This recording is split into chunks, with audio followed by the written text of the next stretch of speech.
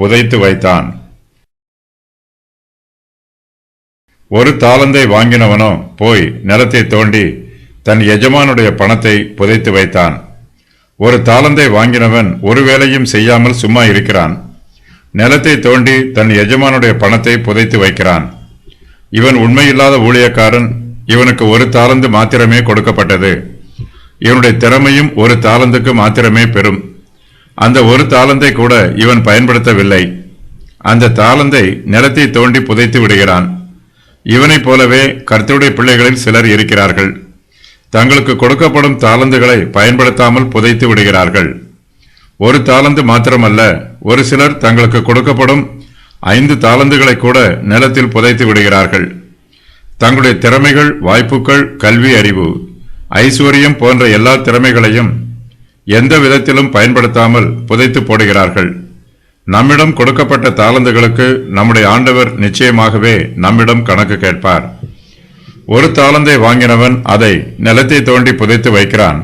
இவனிடம் 5 தாலந்துகளை கொடுத்திருந்தால் அவை அனைத்தையும் நிலத்தை தோண்டி புதைத்து போட்டிருப்பான். ஒரு சிலரால் தேவனுக்கு அதிகமாக ஊழியம் செய்ய முடியும். ஆனால் தங்களால் முடிந்த அளவுக்கு ஊழியம் செய்யாமல் மிகவும் குறைவாகவே ஊழியம் செய்வார்கள். இதற்கு சில சாக்கு போக்குகளையும் கூறுவார்கள். தாங்கள் சொன்ன பிரகாரம் செய்ய மாட்டார்கள். தங்களால் முடிந்த பிரகாரமும் செய்ய மாட்டார்கள். ஒன்றும் செய்யாமல் சும்மா உட்கார்ந்திருப்பார்கள். இவர்கள் சோம்பேறிகள். இவர்களிடம் ஒப்புக் கொடுக்கப்பட்ட ஒரு தாலந்தை கூட இவர்கள் முறையாக பயன்படுத்தாமல் அக்கறை இல்லாமல் சோம்பேறிகளாக இருக்கிறார்கள்.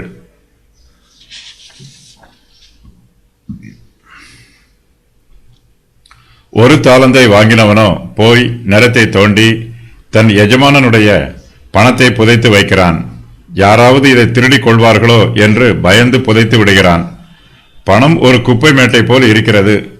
குப்பை மேடாக இருக்கும்போது அதனால் ஒரு பயனும் இல்லை. அந்த குப்பையை எடுத்து நிலத்தில் உரமாக பயன்படுத்தும் போது அது அதிக பயனுள்ளதாக இருக்கும்.